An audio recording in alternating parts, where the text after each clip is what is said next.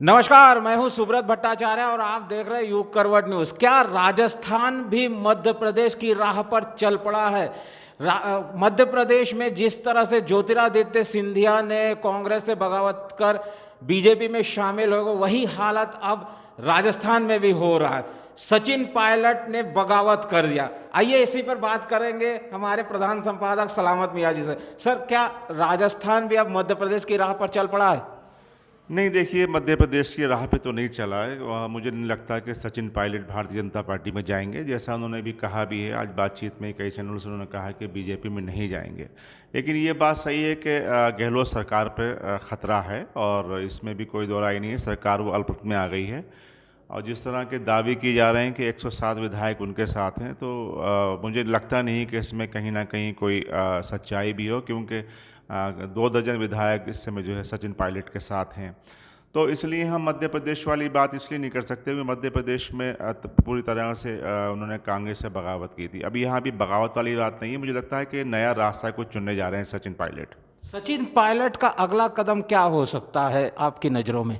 मुझे लगता है कि सचिन पायलट एक बड़े युवाओं के दिलों की धड़कन है और गुर्जर समाज के बहुत उनका प्यार है। उनके पिता श्री स्वर्गीय राजेश पायलट जी का भी बड़ा अपने समाज में और हर समाज में जो है उनका बड़ा अच्छा वो रहा है, प्यार मोहब्बत स्नेह वाला। तो मुझे लगता है कि सचिन पायलट हो सकता है कि कोई नई पार्टी बना लें और उसका विस्तार करें। राजस्थान के अलावा भी उनका कहीं ना कहीं अन्य प्रदेशों में भी, जैसे खासकर उत्तर प्रदेश में भी बहुत गुर्जर समाज में उनका बड़ा मोहब्बत और प्यार वाला रिश्ता है। तो हो सकता है कि कांग्रेस से अलग पार्टी बना लें, जैसे चर्चा चल रही है कि वो प्रगतिशील कांग्रेस पार्टी बनाने जा रहे हैं।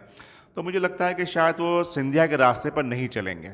लेकिन सर, कल ये भी खबर आई थी कि उन्होंने ज्योतिरादित्य सिंधिया से मुलाकात की और आज शायद बीजेपी के वरिष्ठ नेताओं से उनकी मुलाकात होने वाली है। देखिए, ये घटनाक्रम लगातार बदल रहा है। कल इस बात की चर्चा थी कि शायद वो आज बीजेपी में शामिल हो जाएंगे जेपी नड्डा की मौजूदगी में।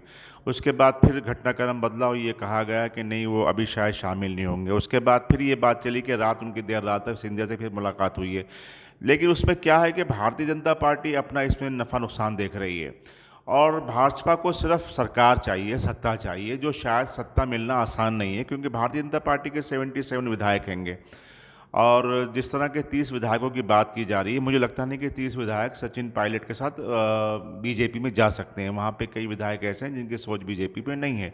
तो ये चीज़ें कल तक चल रही थी जब संख्या बल भारतीय जनता पार्टी ने देखा और इस बात की चर्चा चली कि शायद वो नहीं जाएंगे। तो बीजेपी ने भी अभी अपने पत्ते नहीं खोले हैं और जो मुलाकात की बात चल रही थी वो मुलाकात के दरवाजे अभी नहीं खोले गए। इसीलिए सचिन पायलट ने आज सुबह ये बात कही है कि वो बीजेपी में नहीं जाएंगे। यदि अगर संख्या बल उनके पास होती तो शायद घोषणा भी हो गई होती और भारतीय जनता पार्टी की सरकार वहाँ पे उप मुख्यमंत्री के रूप में जो है इनके साथ सचिन पायलट को मुख्यमंत्री बना के या किसी को बना के आज भाजपा की सरकार बन जाती। लेकिन जिस तरह से कांग्रेस आला कमान ने लेट नाइट तक इसमें कसरत की है, तो विधायक जो जा रहे थे उसमें कहीं ना कहीं उसमें ब्रेक लगा है।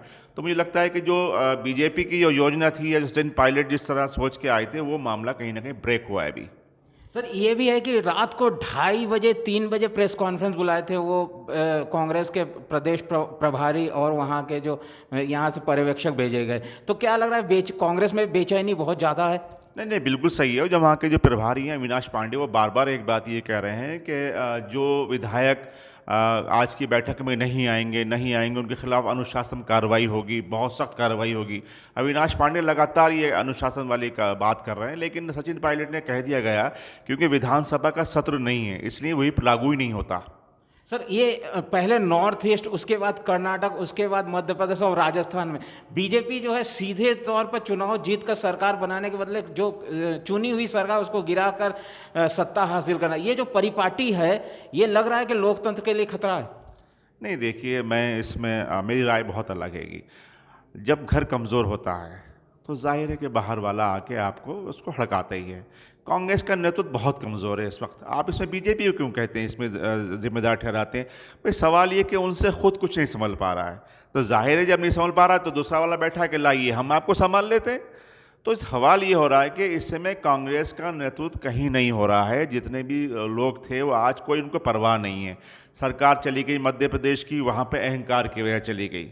कांग्रेस ने, सिंधिया लगातार उनसे संपर्क में रहे, वो कहते रहे मुझे जो है नज़रअंदाज किया जा रहा है, नज़रअंदाज किया जा रहा है, लेकिन कांग्रेस ने नहीं समझा और देखिए वहाँ बगावत हो गई, वो चले गए दूसरे बात।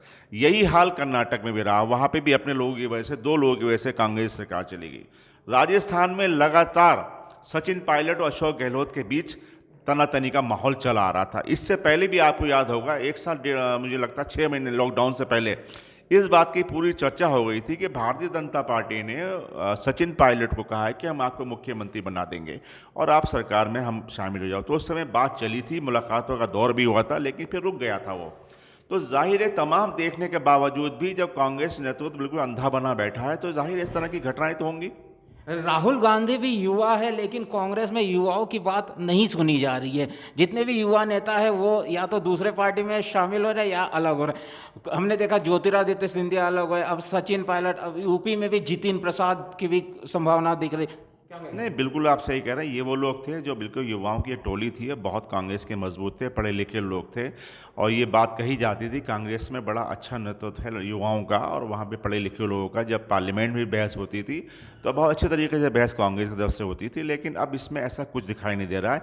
अब जो मुझे लगता है कहीं ना कहीं कांग्रेस में भी कुछ जयचंद हो गए हैं जो चाहते हैं कि कांग्रेस पूरी तरह से जो है हाशिए पे आ जाए। तो ख़त्म तो नहीं हो सकती कांग्रेस कभी भी, क्योंकि बड़ी पार्टी है, लेकिन हाशिए पर ज़रूर लाने की तैयारियां हो रही हैं। ये कहा जा रहा है कि सर जब बीजेपी की सरकार राजस्थान में थी तो सचिन पायलट ने पूरे वहाँ गांव-गांव, शहर-शहर में घूमकर पार्टी को मजबूत किया, और लेकिन जब सरकार में बनाने की बात आई है, मुख्यमंत्री बनने की बात आई, तो यहाँ से दिल्ली से अशोक गहलोत नियुक्त होकर चले गए, तभी से नाराजगी। क्या कहेंगे? बिल्कुल आपने सही कहा, ये बात सही थी। देखिए सचिन पायलट ने बहुत मेहनत के साथ जो है काम किया, इसमें कोई दरार नहीं है, और जितने विधायक जीते हैं उसमें बहुत बड़ी भूमिका उनके मेहनत की रही है। और ये उम्मीद इस बात की जा रही थी कि शायद सचिन पायलट को मुख्यमंत्री बनाएंगे। पहले भी इस बात की चर्चा हुई थी कि शायद चुनाव से पहले उनको घोषित कर दें, लेकिन फिर ये परंपरा है कांग्रेस की, पहले घोषित नहीं करती, तो बाद में उम्मीद थी, लेकिन वो नहीं हुआ और फिर अशोक गहलोत जी को फिर दोबारा बना दिया गया।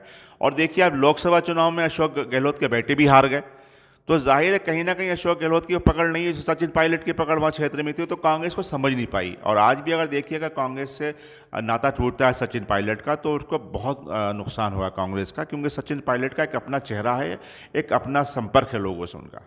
क्या लग रहा है कि इसके बाद अब महाराष्ट्र की बारी है? नहीं, महाराष्ट्र में तो इसलिए नहीं हो सकता कुछ अभी, क्योंकि महाराष्ट्र में जिस तरह से शिवसेना की सरकार, शिवसेना बड़ी ज़बान वाली पार्टी है, उसने मना कर दिया कि भाजपा से वो नहीं करेगी, तो मुझे लगता नहीं कि फिलहाल महाराष्ट्र में दाल निकलने वाली है। एक सवाल सर उठ रहा है कि ये भाजपा का कांग्रेसीकरण हो रहा है या कांग्रेस का भाजपाईकरण हो रहा है? बहुत अच्छा सवाल है। आप बिल्कुल सब कह रहे हैं कि इसमें सारे लोग ये भाजपा का कांग्रेसीकरण हो रहा है, इसमें कोई दो राय नहीं, सारे लोग चले जा रहे हैं वहाँ पे और स्थिति वही बन रही है। जी हाँ, सचिन पायलट की जो है बगावती तेवर, उसके बहुत मायने हैं। राजस्थान में सरकार निर्भर करेगा कि सचिन पायलट का अगला कदम क्या होगा। जैसा कि हमारे प्रधान संपादक जी ने कहा कि कांग्रेस का जो है भाजपाईकरण हो रहा है, और ये कहाँ तक होगा और कहाँ जाके रुकेगा ये आने वाले समय ही बताएगा। कैमरामैन वरुण के साथ सुब्रत भट्टाचार्य, युग करवट न्यूज़ के लिए।